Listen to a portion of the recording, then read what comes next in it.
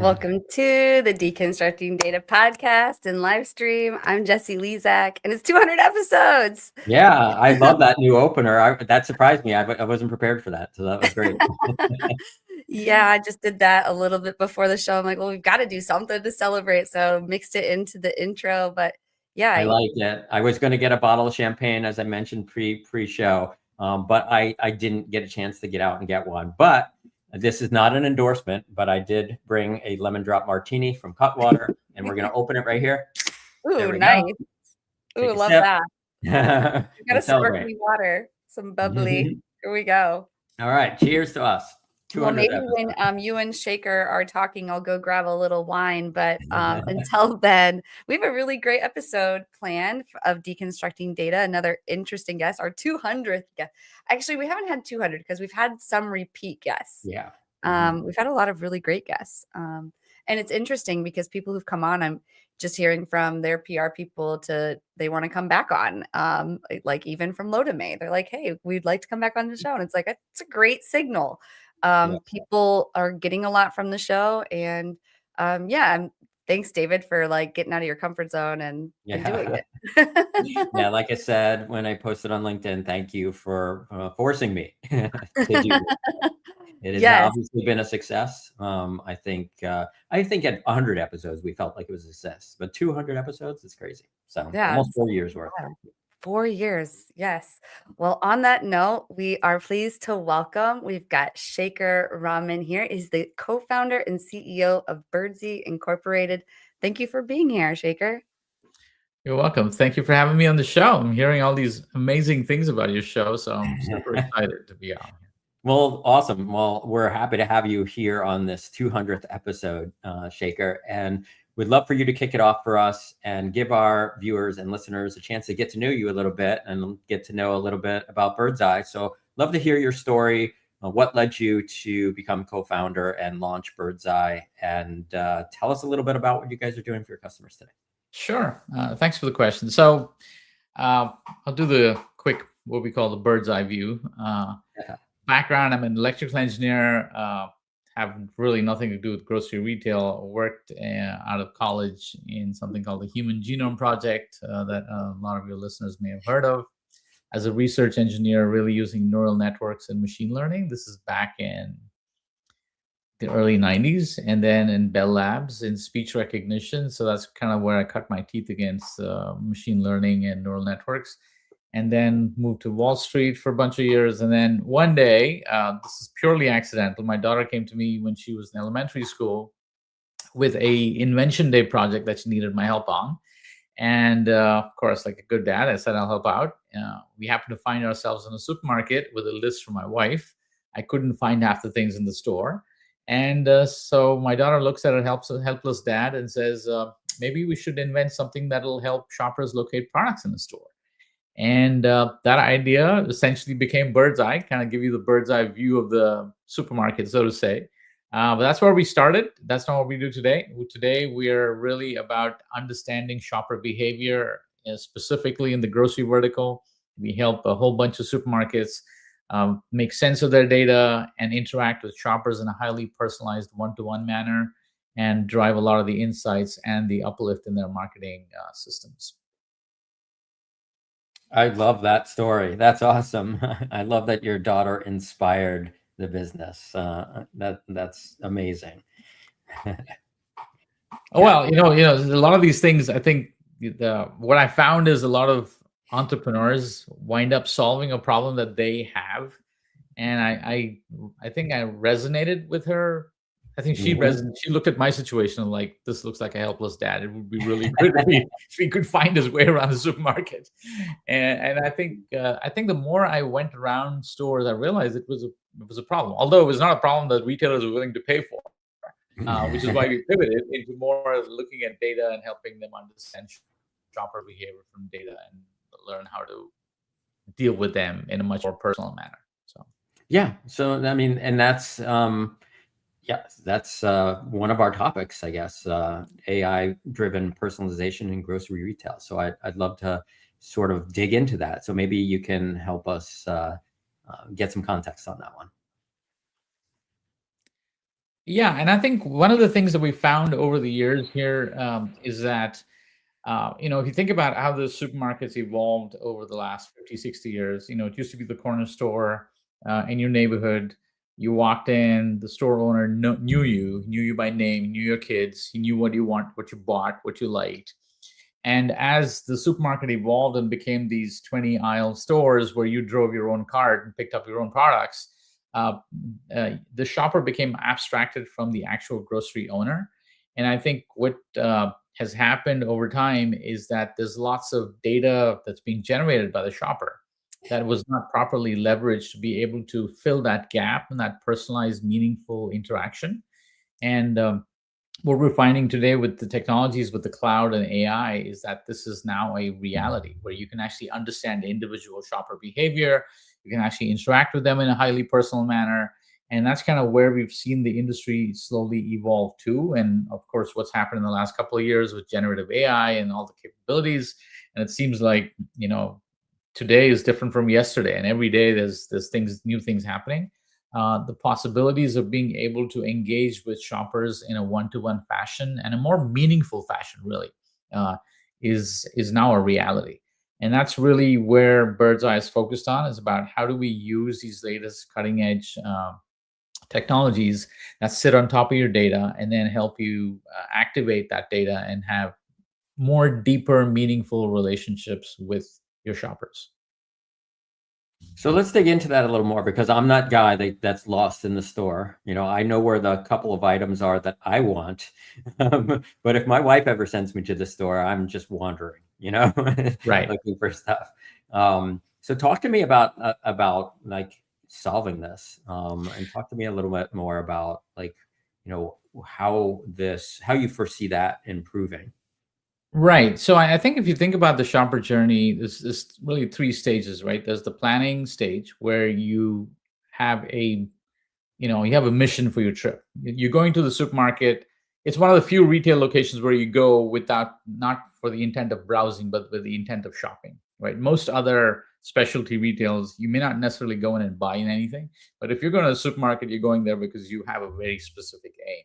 Mm-hmm. So the goal is first how do you inspire that trip, right? Is there anything that you can do to inspire that trip? Because we all know that if you go to a supermarket, you're not walking out with one thing, you're walking out of a cart full of things. Mm-hmm. So that's the first opportunity for the retailer to basically be able to understand and anticipate a shopper's needs and figure out how to anticipate and predict behavior, and then use that as a trigger to potentially expand the basket while they're in the store, right? And so you have the planning phase, you have the execution phase, and then you have the post-purchase phase, which is, now that you know what I did, how are we going to use that information to drive that feedback cycle and then build on that relationship? And that's kind of how we think about shopping is, what can you do from a predictive perspective? What can you do while they're in the store engaging? And then what do you learn post-purchase that can be used to inspire the next trip? So is that all sort of managed through like a shopper club, or an app or something like that as well? Right. So if you think about how most supermarkets work, that have some kind of loyalty rewards program. Yep. The goal of the rewards program is really to incentivize you to identify yourself in every trip, because you're collecting some kind of points. You're maybe getting the low price because you're a member, right? Mm-hmm. And what that really does is you are creating a data stream now. And that data stream is what is so powerful if the retailer can leverage that data stream properly to really understand intent, and then execute on an intent, and then understand, the impact of their campaigns. Hey, did this promotion work for this customer? Did it not work? Do we need to tweak it? Is their life stage of this customer changing because they suddenly are buying diapers and they never bought diapers before, which means they have a baby? I mean, what are we doing with these signals? And that's really what the Birdseye platform is built for, is to understand these signals and then drive engagement by leveraging those signals and trying to predict what the next purchase looks like, and really understand opportunities of how to maximize that information to drive bigger baskets. Yeah, as a data guy, those are great signals, and I'm like, Right, all exactly. excited about that. Yeah, for sure. So one of the things that we have been able to do, David, is that traditionally, and it's not like personalization is a new topic. I think people have been understood the importance of it for a long time. It's just that it was very difficult and very laborious to execute. Especially if you're a smaller retailer or regional retailer, you never quite had the technology or the people to be able to look through that data to deliver and create these campaigns. What we've really done is kind of sped that up from what used to take 4 to 6 weeks or 8 weeks for a team of 5, 6 people to a couple of hours now to execute and run. So that speed has completely changed the game for a lot of retailers in terms of how they're able to respond to shopper needs. Because 1 week goes by, I could have a change. I could go to the doctor today, and the doctor tells me, "Well, you got to eat more fiber and more protein." And I changed my diet, and I changed what I shop next time I go to the supermarket. Question is, how long does it take the retailer to understand that shift in behavior and change how they communicate to me? And that's really where we feel where the power of our platform comes in, is to be able to see those signals in near real time and respond to it. And we've been able to successfully deliver really exciting results for the retailer in terms of basket increases, retention metrics, which are super important, because what happens in supermarket grocery is that, especially if you have a loyalty program, you understand that your top 20% of your shoppers typically generate about 65 to 70% of your revenue. So retaining shoppers is like super important. So making sure you are on top of that data, understanding who your core shoppers are, and making sure you're addressing them is really where the strength of. So we have a platform called Whisper, which allows you to do that one-to-one personalization from using first-party data. So this is awesome. Help us understand a little bit more about like results. You touched on it a little bit. Mm-hmm. I'm always interested, especially when we're talking about implementing AI in situations like what improvements are we seeing? What is the return on the investment? And so you gave us like a little bit of a hint that of what the improvements can look like. What is a typical retailer, supermarket seeing in improvement in sales, employing some your platform, for example? Yeah. So I'll caveat this by saying, obviously, the retailers, the results may vary based on the level of engagement with the retailer, but in some cases, we're seeing about 55% engagement, which means of the audience being targeted, 55% are engaging. We're seeing basket increases of between 17 to 30% on a trip. We're seeing retention metrics go up by about 50 to 60%. So which means if you're retaining 60% of your shoppers, you're now retaining 75% of your shoppers, right? Mm-hmm. So obviously these are metrics that can vary based on where the store is. Is it urban? Is it suburban? Right? How much competition there's around. So there's a lot of variable, but Birdzi's got a retail deployment across the country. So we kind of have stores across really the entire nation. We're seeing fantastic. One of the huge surprises that we saw, and looking at it now is not so surprising, is incredible email engagement rates, right? Email is really a platform where we now get tons and tons of email, lots of them spam, and we've actually built filters now to filter out meaningless emails. But we're seeing incredible engagement on the email front, where people are now habituated and looking for these personalized emails, which have their deals for the week or the deals for the month, right? So the email open rates have really skyrocketed. Email engagement click-through rates, in the double digits. Customer retention as high as 89%. We've seen overall item additions, so average of 1.2 to 1.5 items added to the basket per trip, which for a retailer is huge when you think about it. Because at the end of the day, the only way you grow revenue is you either get you get more shoppers in, you get shoppers to buy more items, or you get shoppers to buy the more higher priced items. Those are the only three ways you can actually increase revenue, right? And those are really the three key metrics we drive. We were looking at how many more shoppers are we able to get in, how many more items are we able to add to their basket, and then how many of them are able to buy items that they never bought before because it's in the vicinity of what they've been interested in. And we've been able to grow that basket, like I said, about 17% over time. Amazing results. That's awesome. Definitely. Good one. And I think we could probably drive it into personalization and grocery retail and many industries even more. There's just so many problems with it. It's like something so simple we've been doing as marketers for so long, but there's still a lot of errors with it. You always see things being personalized incorrectly. So yeah, there's a lot of room for improvement there, but in the meantime, we should transition on to breaking data barriers for retail innovation. Can you kick us off on that, Shekar? Yeah, I think this is one of those fields, David, I feel is if you're so close to the trees, you kind of miss you don't see the forest, because Mhm. what's traditionally happened in retail, at least supermarket retail, is that departments within retail have been very siloed. Like, people in marketing are just working on marketing. People in merchandising are working just on merchandising, supply chain, logistics, warehouse stuff, right? And the supermarket retail, especially because it's a 24/7, 365 days a year business, people really don't have the time to step back and see what's the big picture. You're so steeped into it. So Mhm. traditionally, what's happened is data has become siloed in retail, and so there's no interconnectivity between different departments. And that's created a very weird problem. What's happened is legacy applications have become specialized in dealing with that data.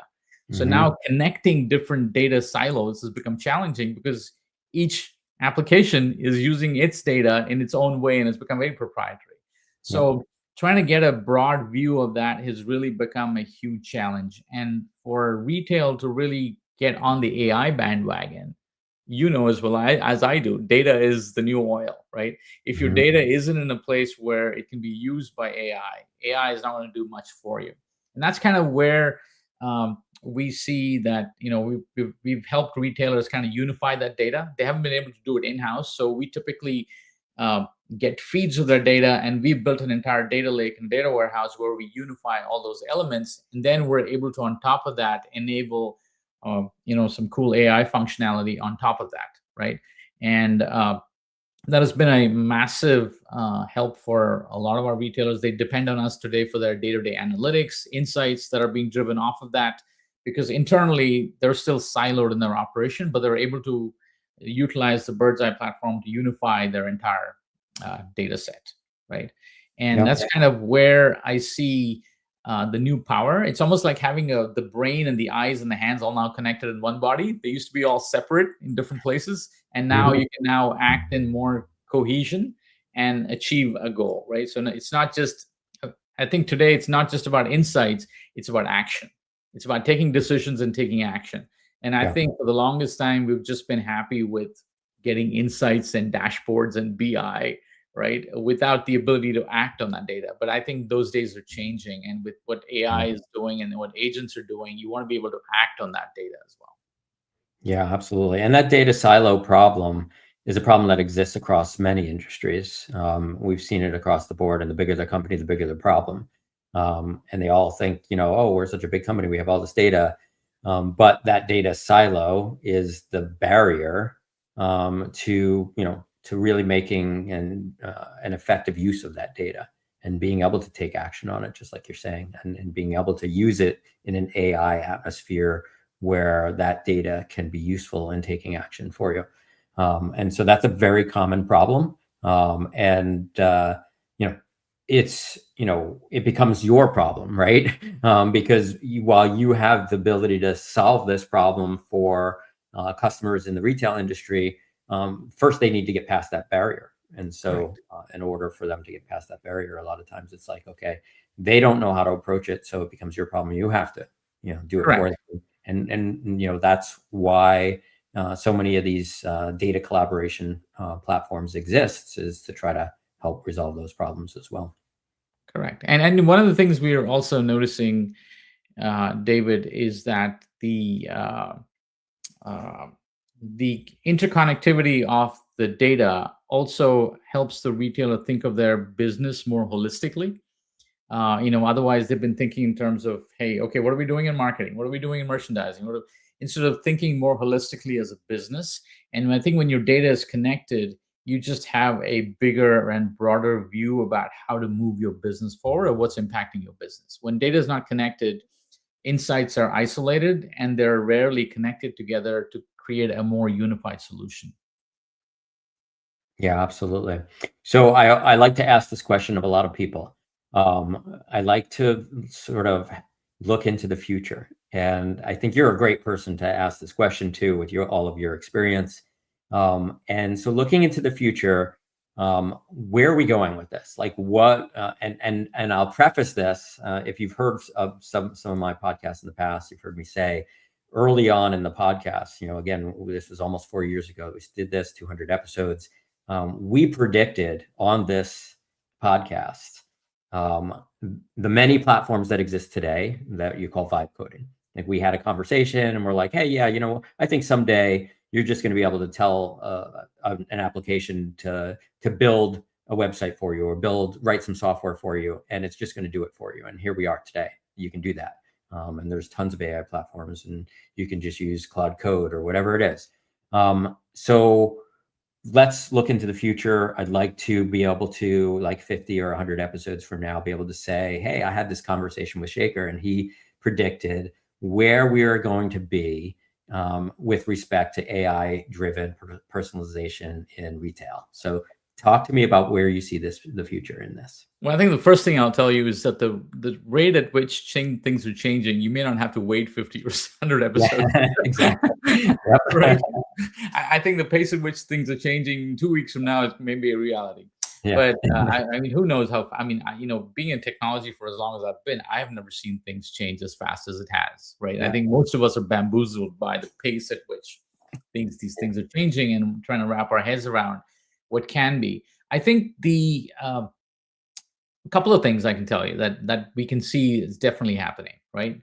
Which is a more unified interface into your enterprise, right? Which is, I think the silos are breaking down.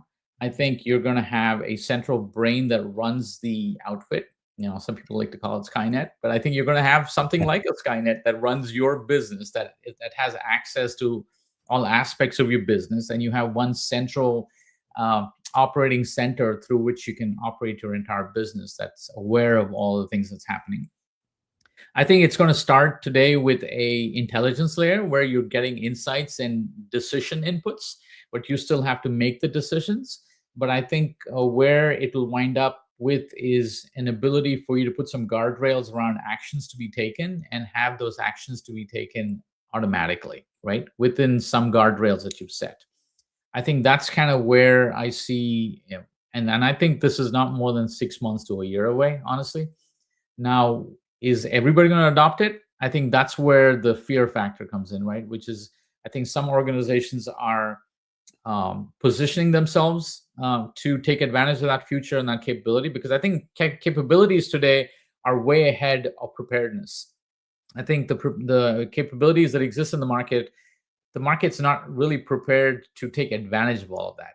But you're going to have some retailers who have the foresight and are preparing themselves to take advantage of those capabilities, and those retailers are definitely going to have an edge in the future. So I think you're going to have the ability to automate a lot of these tasks, and I think the focus is going to become on human interaction. I think where we're going to go is, I think, people skills, all the soft skills about customer care and human to human interaction are going to become premium as we go along. And I think a lot of these amazing visionaries have already talked about, how the humanities is going to become such an important part of our future, because technology is going to be able to do a lot of the mundane things. And it's really, we're going to value people to people interaction. So I think that's kind of where I see, within a year or two. And then I think the other part that I see is, there's been a lot of talk about agentic commerce, right? And while I think it's got a role to play, I don't think it will be as big as what I think people are making it out to be, because I think people like to be involved in decisions when it comes to buying stuff. The agents may execute it on their behalf, but they still want to decide what's to be bought, right? So I think there will be a planning phase that is so intrinsic to our human nature that we don't want to let go of. And so I think it's kind of like you're going to have a pilot behind a plane, even though there's autopilot on it, right? It's just that there is that last mile that you still want control of. So that's the immediate thing that I can see and happening in retail is more automation, more interconnectedness, and more big picture thinking in terms of how to grow your business.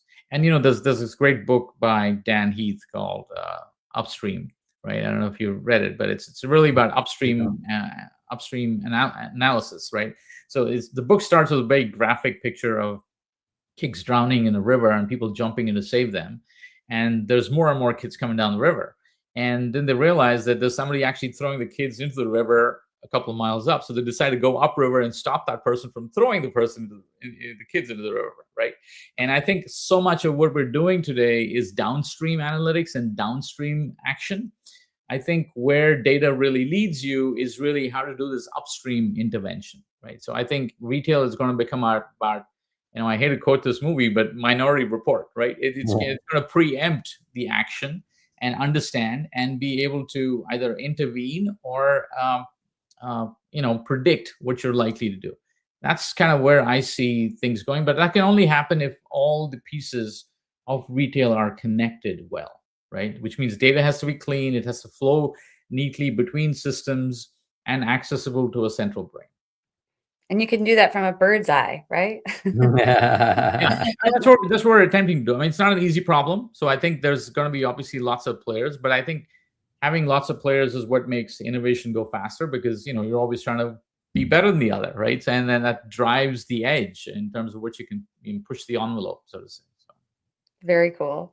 Well, we got a long comment. I didn't want to cover anyone's face when they were talking, so I thought I'd come back to it when I could talk about it. But Courtney's saying, David, absolutely. Jessie, if an offer, message, or recommendation isn't relevant to a customer's needs, habits, or timing, it becomes easy to ignore.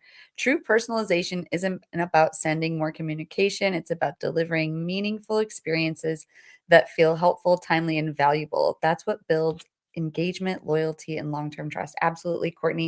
And if there's anyone else watching, I see there've been about on and off 15 to 20 of you on YouTube, about 5 or so on LinkedIn, and then we've got X going. So you're all here lurking. We want to know what your thoughts are. Where are you tuning in from? What do you do?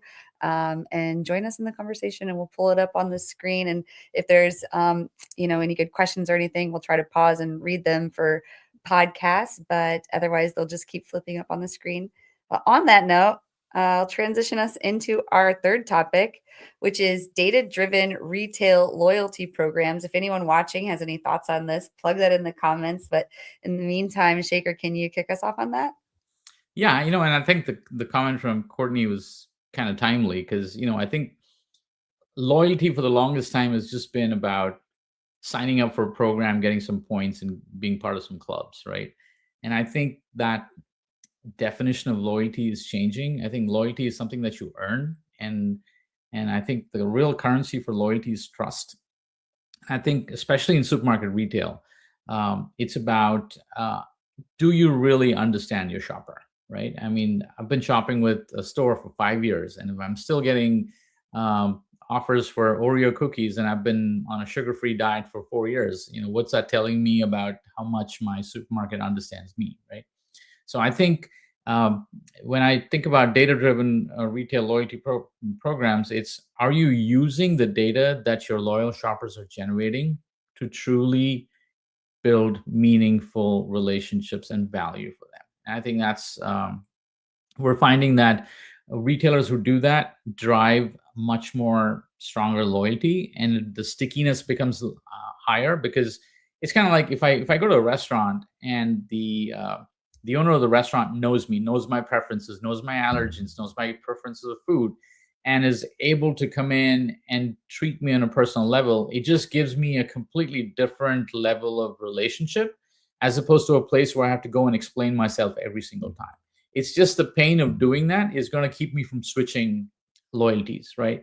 And I think that's kind of where supermarkets have to go. What we've seen is that it drives an incredible increase in retention, triple digit in some cases, about 16-20% increase in trips per month, about 23% increase in spend per month. So these are all factors when you think about the human side of it. once you trust somebody, you rather do business with them. It's so much easier. Once I find a mechanic that I can trust, I'd rather go back to the mechanic every single time, even if it's going to charge me a few bucks more, because the trust factor is what is ultimately valuable to humans, right? And when your data is able to inform you, then you have to figure out how to leverage that data to build that trust, because that's ultimately your currency, right? And that's why people will stick to you, because they just trust you. Yeah, that's a great point. I think trust is crucial in building relationships with brands and people, right? And I think that a lot of brands overlook that, and they lose the customer in the exact way that you said.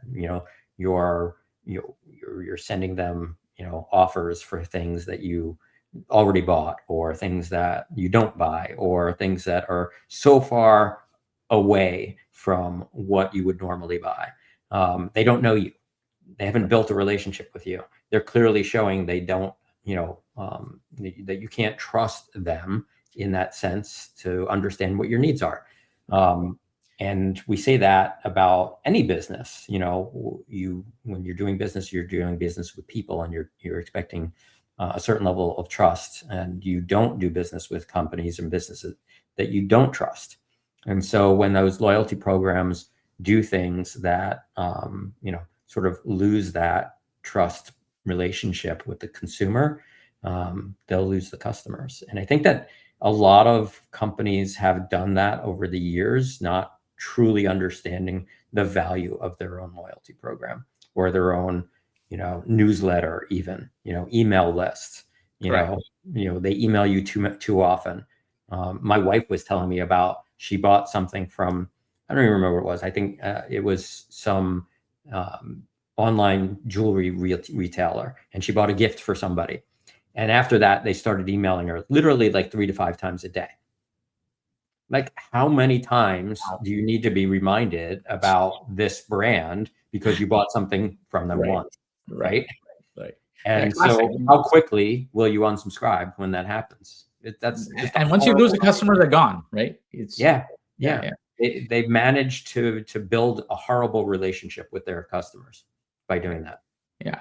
And what we find is you need some proxies to be able to measure trust, because trust is obviously an abstract thing, right? How do you know somebody trusts you, right? So you're looking for signals in the data which act as a proxy for that trust. So with supermarket grocery, where you have so many categories and so many products that people can buy, it's very different from a shoe store, where the only thing you can buy is shoes, right? And you're going to go only so often. But in supermarket, so what we've done is we've come up with a think of it like a FICO score for a shopper, right? It kind of measures the shopper's loyalty towards the retailer, right? And it understands life stage of the shopper, so it's relative to that. Like, it knows that, hey, if you're a shopper with 3 kids, a family with 3 kids, you're going to spend X dollars, and if you're a senior, retired, you're going to spend a different amount of dollars. Now, both could be loyal. Just because you spend less doesn't mean you're less loyal, right? So I think being able to understand that in relation to that is critical for you to be able to understand loyalty and use some of these data elements as proxies. And so the Birdzi platform uses what we call it a KIC score, KIC score. We use that as a proxy for loyalty to measure, is that going up, going down? Is it going down because of change in life stage? In which case, we put you in a different bucket, so we can kind of measure your trust factor within the life stage that you're in. Yeah, that's excellent. Yeah, it's so important. It's not a loyalty program if you're pushing people away, right? Right. Exactly. And you can't buy it either, right? So yeah, it's a disloyalty program if you're pushing exactly. Right. Yeah. Well, thank you for all of your knowledge on that topic of data-driven retail loyalty programs. Is there anything else you'd want to add before I transition us on to tech stack? I mean, the only thing I can tell you is, I mean, in terms of proof points, what we've seen is that we've been able to successfully, most retailers think of their loyalty program in terms of tiers. They build out tiers of loyalty, bronze, silver, gold, platinum, whatever it is, right? You have it in frequent flyer programs, and we're all trying to become platinum or 1K or whatever it is that you fly. Yeah. And so I think, retailers also obviously have that. And so one of the ways we measure effectiveness of the loyalty program or the personalization you're looking is, are you successfully migrating shoppers up your tiers, right? So you look at, three key things, right? One is, what is my retention? So when new shoppers come in, how many do I retain after 90 days? How many are still shopping? Right. Number two is, what's the velocity at which a new shopper becomes what I would call a loyal shopper, right? Who's coming back again and again. Whether, let's say, you got a spend threshold that you're trying to hit. And number three, year over year, how many shoppers am I retaining across my entire shopper base, right? So those are three very simple metrics that pretty much everybody can look at and look at the health of their business. Am I doing good in these three departments? If I'm not, then let me look one level deeper. Why is it not happening? Right. So I think we start thinking of that, how to dig into your data and kind of do the Sherlock Holmes episode, dive in, let's figure out exactly what's going on, because the clues are all there on the data.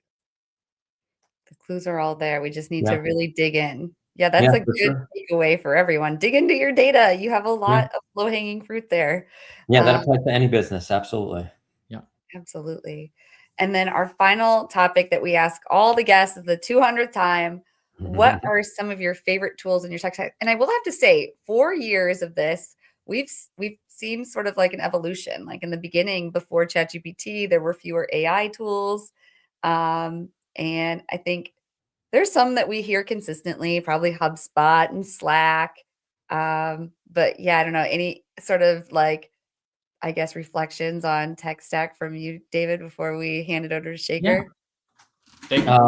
Yeah, I mean, for me, it's definitely, to your point, it's definitely evolved. And like we've said over the past, few months, we've been saying, like, we've actually been telling people, please share whatever AI tools you have, because there's so many new tools that come out like daily, like probably hundreds, if not thousands a day, that no one can keep up with them all, and we all have our basics. And, I personally like Claude. That's my favorite, on the AI side, but there's so many other like tools and things that people are using for various different things, whether it be for managing projects and managing your day to day, or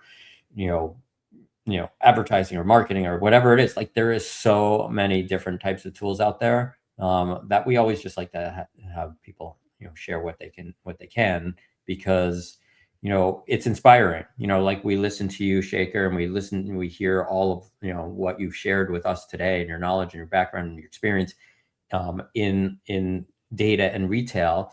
And it's like, oh, okay, and oh, I'm using this tool to manage my day to day, and it's like, oh, okay, well, if that really works for him, I want to try it too. And that's kind of the feedback that we get from our viewers and listeners. It's like, it's inspiring to hear what people are using in their day to day.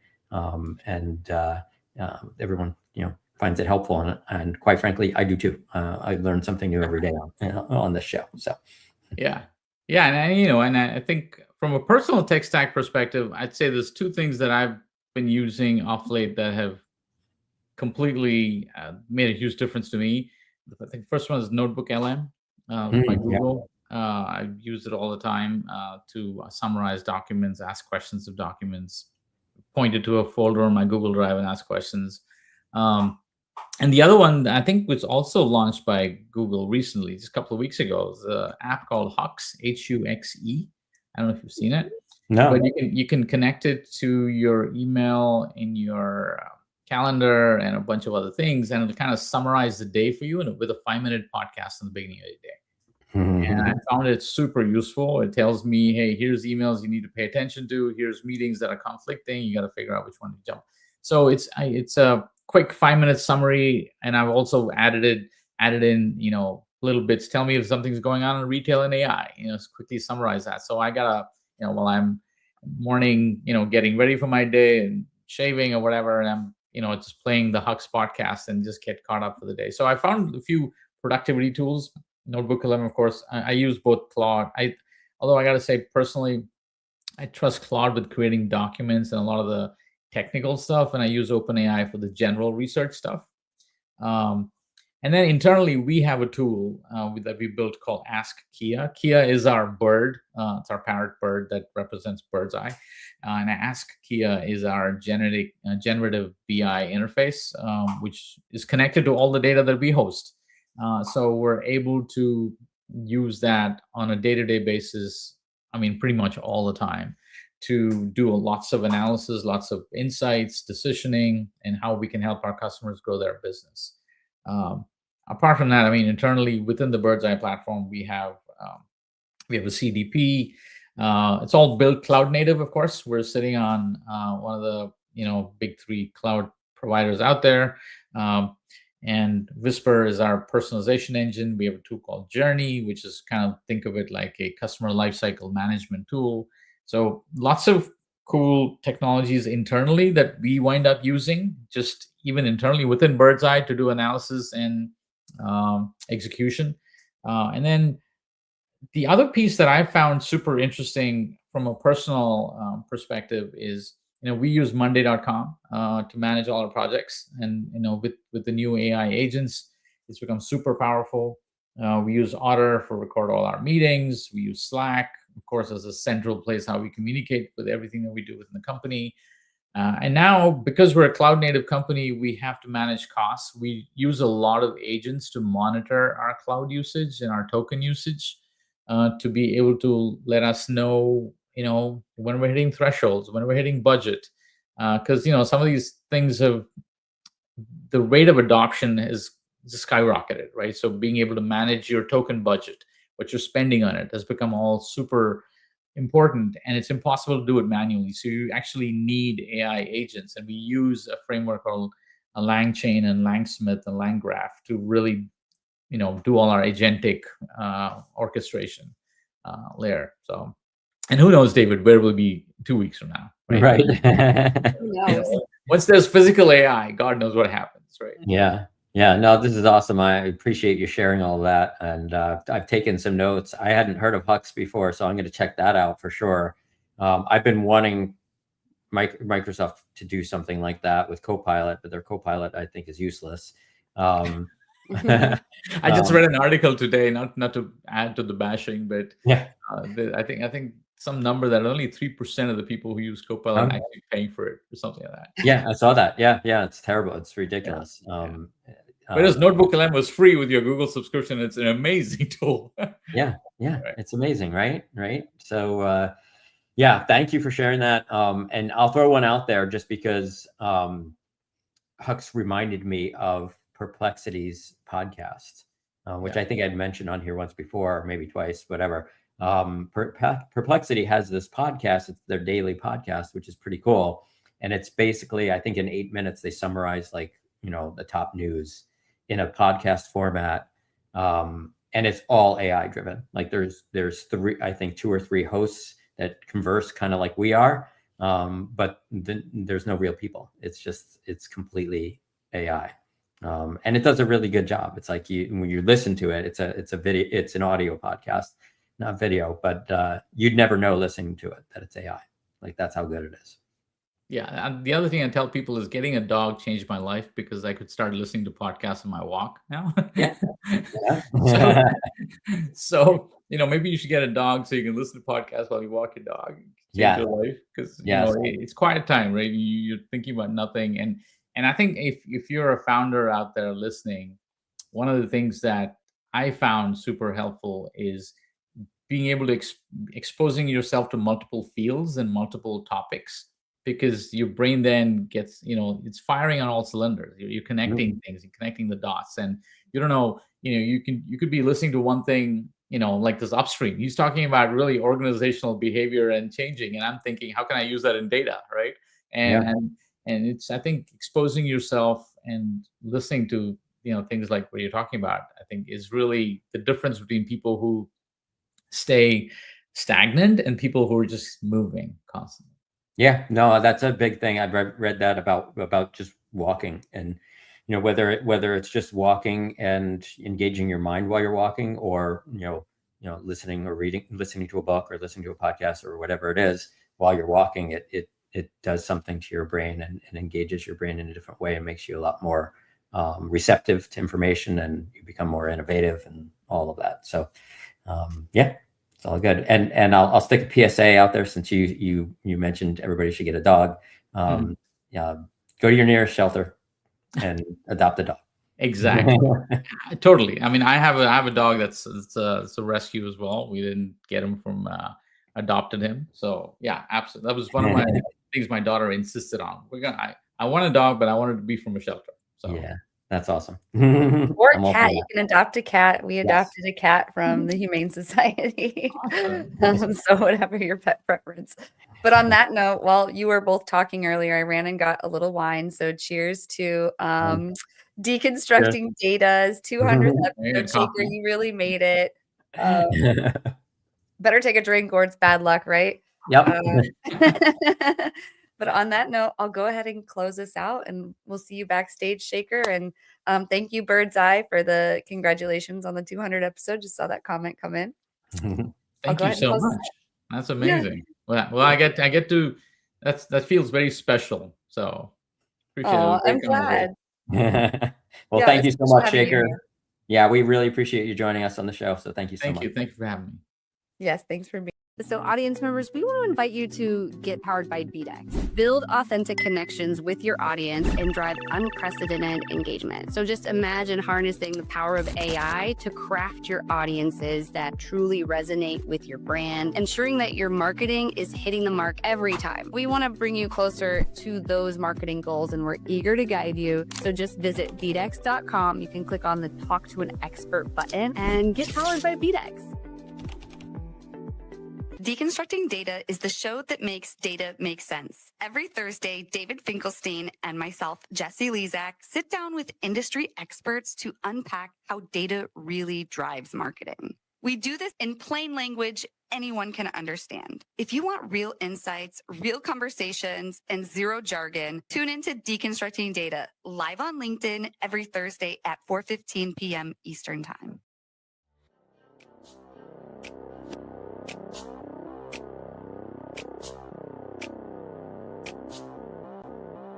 Go, go, go.